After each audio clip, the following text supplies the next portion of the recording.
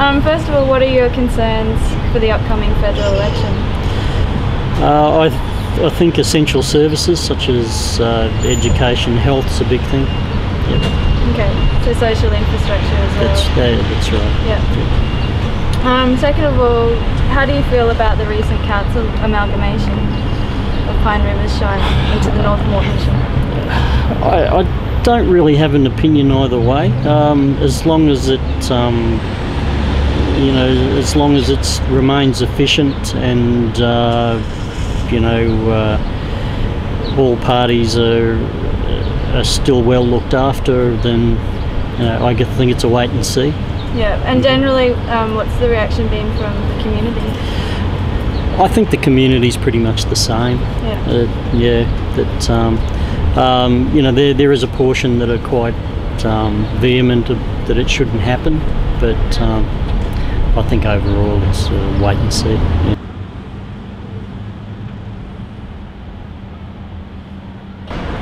Maybe we should just go and ask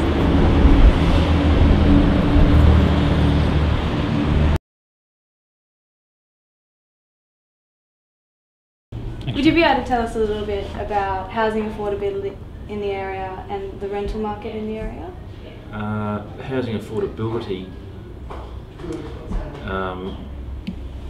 our median price here is about $337,000, so that's bottom end of the market in terms of Brisbane, I suppose. Mm-hmm. But are you experiencing what a lot of people in Brisbane are experiencing? As soon as it's online, it's kind of snapped up. Yeah, we're getting a lot of interest online. We get about 85% of our inquiry come off the internet, and any property that's listed between 300 and 340 is basically sold pretty well straight away. So has there been a big jump in house prices in the last few years? Yes, in August 07, we did some figures there at the end of the month, and the median price then was about $337,000, whereas in August 06 it was 275, and August 05 was 244. So they're the same houses. Rapid increases. Yeah, it's gone up about 100,000 for the same houses in 2 years. Okay, and are you seeing like a large population growth in this area? Yeah, there's a lot of new estates in this area. They've got North Lakes out at the Kalinga Mumra Downs area. They're building 10,000 houses. Warner Lakes at just down the road here. Warner's I think it's about a 1,500 lot subdivision there, and that's well underway. Vacant land is extremely hard to get there. So. Sure. Do you live locally? Yes. Yeah. Petrie. Okay. We're also wondering. Basically, we're asking people what their main concerns are for the upcoming federal election. Well, what would affect us most would be probably an increase in interest rates. If that was to occur, that would have some impact. In the past, when there's been interest rate increases, we've usually seen a bit of a slowing down from buyers. But then again, that sometimes is compensated by people having to sell because they can't afford the higher repayments. Have you had many people in the electorate having to downsize their mortgages?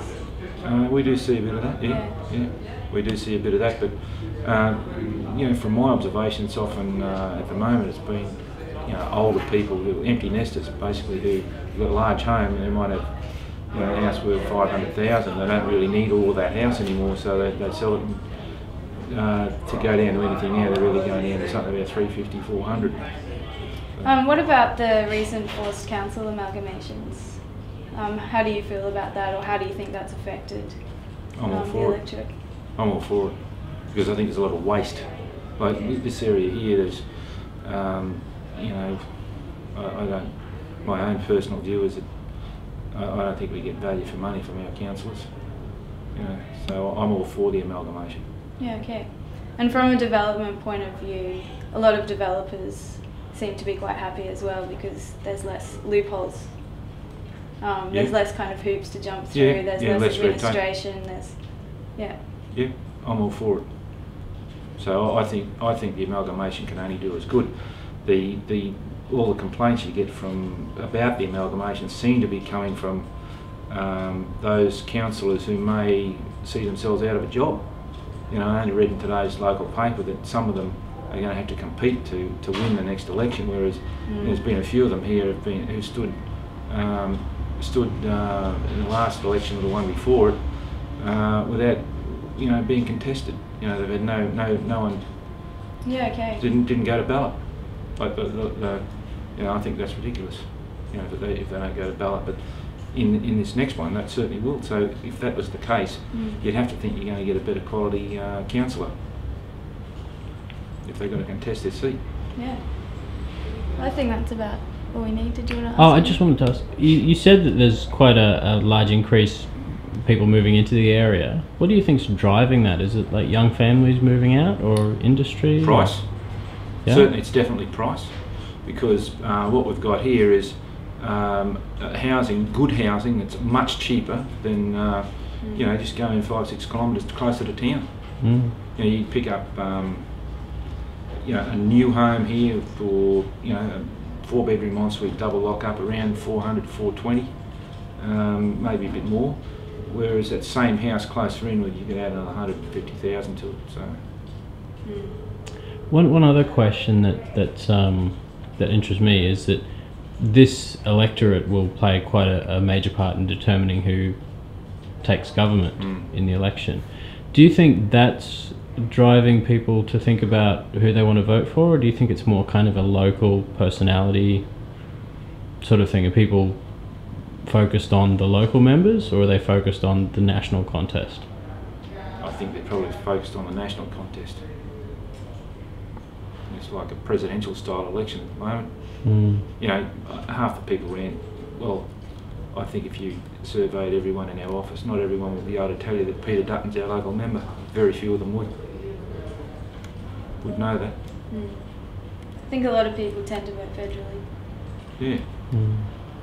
But you know, he's had a fairly high profile around here. But I don't think. I'll be very surprised if more than half of the people working in this office could tell you that Peter Dutton was a local member. So in that context, it's, you know, I think that everyone would be thinking, you know, that looking at it from a national level.